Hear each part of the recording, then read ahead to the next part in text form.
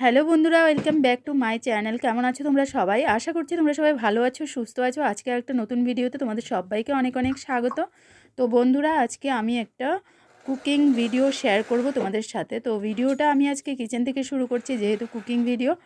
তো কি হচ্ছে আজকে রান্না, চলো তোমাদের সাথে শেয়ার করি। আশা করছি তোমাদের ভিডিওটা ভালো লাগবে। আর ভিডিও যদি ভালো লেগে থাকে তাহলে অবশ্যই কিন্তু লাইক কমেন্ট শেয়ার করে দেবে। আর যারা ফার্স্ট টাইম আমার চ্যানেলটাকে ভিজিট করছো অবশ্যই চ্যানেলটাকে সাবস্ক্রাইব করে নেবে। তো দেখো, এখানে আমি সবার প্রথমে রান্নার জন্য যা যা লাগবে আর কি সব কিছু কেটে নিচ্ছি। এখানে আমি কেটে নিলাম হলো পেঁয়াজ, সাইডে নিয়ে নিয়েছি দেখো ধনেপাতা, কাঁচা লঙ্কা সব কিছু। তো এখন পেঁয়াজটাকে ধুয়ে নিলাম, আর কাঁচা লঙ্কা ধনেপাতা ওগুলোও আগেই ধুয়ে রেখে দিয়েছি। তো এখন সেগুলো সব এক এক করে কেটে নেব। সবার প্রথম ধনেপাতাটাকে একটু কুচি করে কেটে নিচ্ছি, কারণ রান্নাটার পরে আমি ধনেপাতাটাকে অ্যাড করব। তো দেখো, ধনেপাতা কুচি করার পর এবার হলো পেঁয়াজটাকে কুচি করে নিচ্ছি। আর কি রান্না হচ্ছে সেটা তো এখনও তোমাদেরকে দেখানোই হয়নি।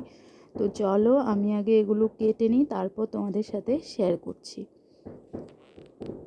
তো দেখো, এদিকে গ্যাসও অন করে দিলাম, কড়াই বসিয়ে দিয়েছি।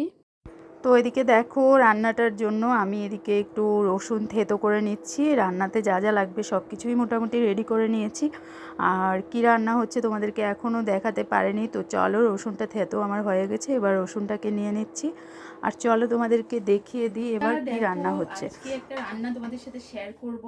তো কী রান্না তোমাদের সাথে শেয়ার করছি, এখানে দেখো ছোট মাছ নিয়ে নিয়েছি, একদম কেটে ধুয়ে পরিষ্কার করে রেখেছি।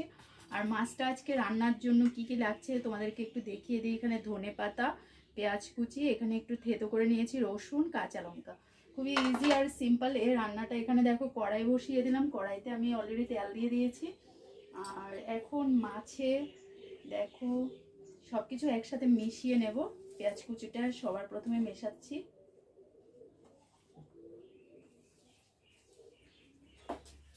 আর মশলা কি কি লাগছে সেগুলো তোমাদের সাথে একটু শেয়ার করছি। তো এটা তো লাগবেই, হলুদ,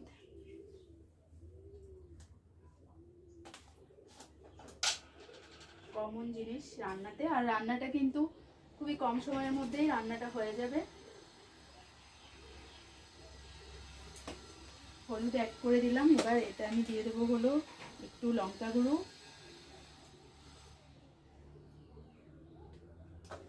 যার যার মানে টেস্ট অনুপাতে ঝালটা আর কি।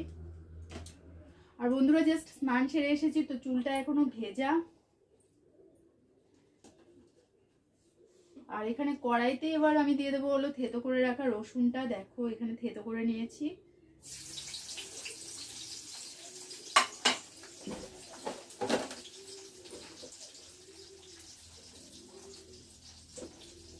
তো মাছটাতে একটু নুনও অ্যাড করে নিচ্ছি।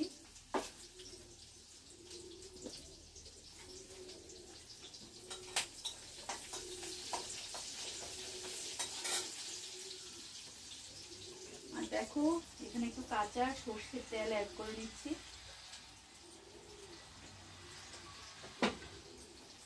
এবার এটাকে একটু ভালো করে মেখে নেব।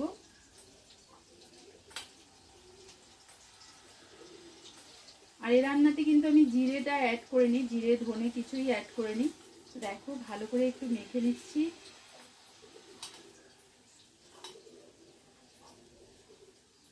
এবার আমি মাছটা দিয়ে দিচ্ছি কড়াইতে। এদিকে আমার রসুন একটু লাল লাল করে রসুনটা ভাজা হয়ে গেছে, রসুন থেকে গন্ধ ছেড়ে দিয়েছে।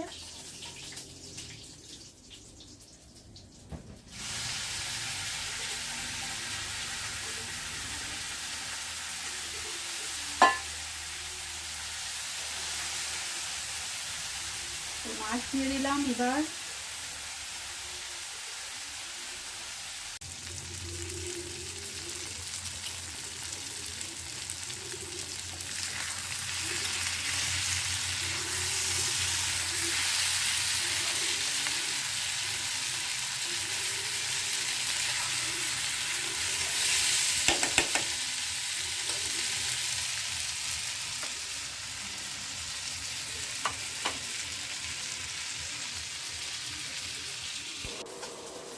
তো দেখো ছোটো মাছটাকে কষিয়ে নিয়েছি।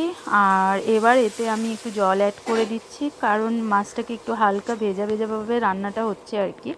তো তো তার জন্য এবার জলটা আমি অ্যাড করে দিচ্ছি। জাস্ট কয়েক মিনিটের মধ্যেই রান্নাটা হয়ে যাচ্ছে। যত মিনিটের এই ভিডিওটা দেখছো অত মিনিটেরই এই রান্নাটাতে সময় লেগেছে। তো দেখো আমার মানে রান্না মোটামুটি কমপ্লিট। এবার আমি এতে ধনেপাতাটাকে অ্যাড করে দেব। একদম অনেকটা পরিমাণ ধনেপাতা আমি এখানে কুচি করে রেখে দিয়েছি। তো এবার আমি ধনেপাতাগুলো অ্যাড করে দিচ্ছি। তারপর জাস্ট ধনেপাতাটা অ্যাড করা হয়ে গেলেই মানে আমার তরকারি মোটামুটি রেডি হয়ে গেল।